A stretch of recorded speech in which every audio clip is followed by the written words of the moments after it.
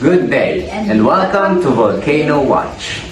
Today, we're tackling a subject that's often both mesmerizing and a cause for concern, volcanoes. That's right, Ate Bianca. These powerful natural wonders can be breathtaking, but they also pose potential risks to the communities living nearby, right? How can we be better prepared for a volcanic eruption? Kaya Ate Bianca, we've gathered a panel of experts to share their insights. That's true, Kuya Carl. Joining us tonight is Dr. Mahali Andres, a volcanologist from the Institute for Geological Studies, who has been studying volcanoes for over a decade. Welcome back, Dr. Andres. Also with us is Ms. Sara de los Reyes, the mayor of Mountain View, a town located near an active volcano. Ms. de los Reyes, thank you for being here. And finally, we have Mr. Shen Ramen, a local resident of Mount View who has been lived near the volcano his entire life. Mr. Shen, your perspective is invaluable. Welcome, Dr. Andres, Ms. de los Reyes, and Mr. Rabin. So let's start with the basic. Dr. Andres, Yes, what are the key things na people should be aware of regarding po sa volcanic eruptions? it's crucial to follow the instructions of local authorities. Evacuation orders should be taken seriously and followed immediately. Monitoring official sources for update and information is essential. Oh, okay. So how can local communities naman po prepare for a potential eruption, Ms. De Los Reyes? Preparation is vital, of course. So we've implemented a comprehensive emergency plan for Mount View, which includes evacuation routes, emergency shelters, communication system, and lastly, public awareness campaigns. Wow! Thank you for telling those emergency plans po, Ms. de los Reyes. So, Mr. Rabin, how do this preparation po translate to our everyday life in Mount View? Living near the volcano, it's always in the back of our minds. Of course, we have emergency kits ready. Nak, itigil mo muna ang paglalaro mo. Ayusin mo ang mga gamit at ilagay mo ang emergency kit sa bag at tayo'y aalis na. Okay po, Nay. Kukunin ko lang po.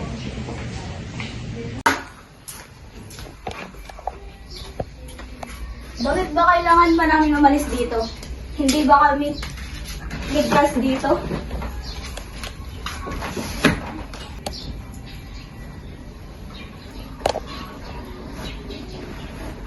Nay, heto na po yung ating mga dadalhin. Mabuti yan, Nak. Hindi ka aalis na tayo.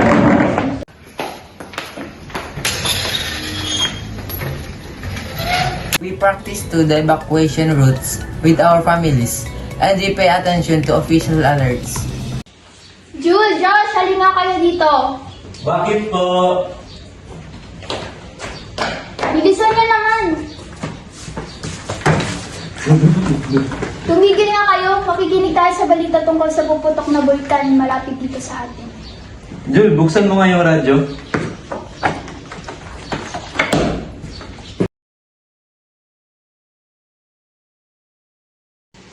Bakit po ba kailangan natin makinig? Safe naman po tayo rito sa bahay.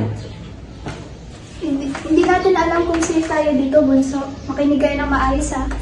Opo. Good day. This is Neve Patrol.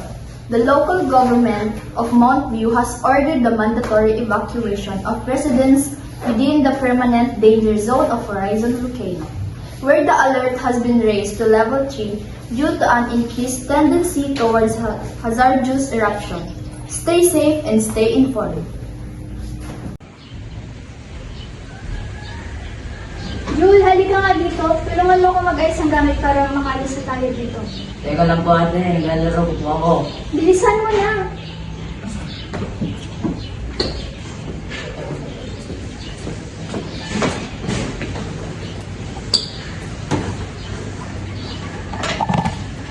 Thank you po. And for the last question po, Dr. Andres, can you please elaborate on the importance of staying informed during a potential eruption po? Volcanoes can be unpredictable, but scientists have advanced tools to monitor the activity and provide early warnings. Eruptions are often preceded by telltale signs such as increased steam or gas emissions. ground deformation, changes in earthquake patterns, or even changes in gas composition. Yan. Thank you all for your insights po. It's clear that preparedness is key when living near a volcano. Through collaborative efforts of scientists, local authorities, and residents, we can mitigate risk and protect our communities. Yes. Thank you again po, Dr. Andres, Ms. Des Reyes, and Mr. Rabi. That's all for today, mga ka-Mount View. Thank you for listening to our guest. Yes, and for more information on volcanic safety, visit us on our site at 9patrol.com.ph. Again, I am Bianca Nebraska. And I am Carl Ruiz, your anchors for today.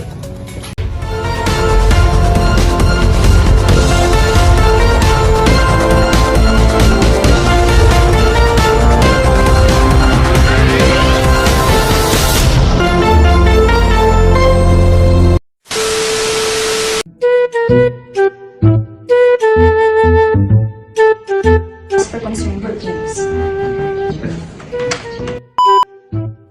Better prepared. Tara na. Your perspective is invaluable. Paano sa pagkain? Yun to akal... Ah!